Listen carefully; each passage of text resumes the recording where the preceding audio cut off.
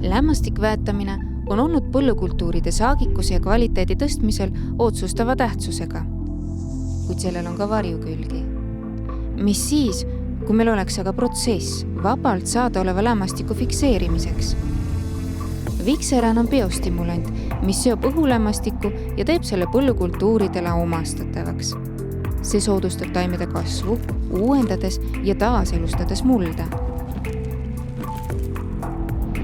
Vikseran põhineb tõestatud toimega Azotobacter salinestris tüvel. Ebasoodsates tingimustes lähevad bakterid puhkeolekusse.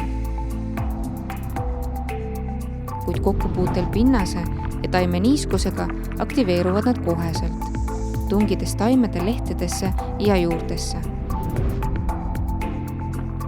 Bakterid koloniseerivad taime ja risosfääri ehk taimede juurestiku ja seda ümbritseva mulla ning moodustavad biokile.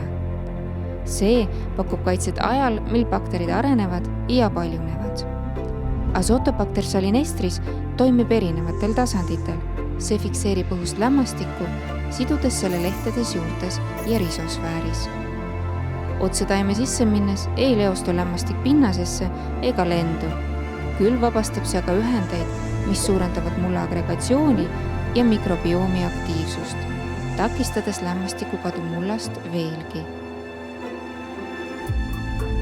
Teaduslikult tõestatud Vikseran sobib ideaalselt paljudele põllukultuuridele, sealhulgas kasutamiseks teraviljadel ja maisil. Vikserani saab kasutada laias temperatuuride vahemikus. See sobib kokku enamiku väetiste ja taimekaitsevahenditega ning seda saab ühildada teiste pritsimistega.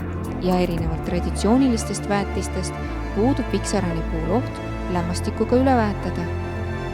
Vikseran, looduslik lämmastiku sidumine põllukultuuride jätkusuutlikuks toitainetega varustamiseks.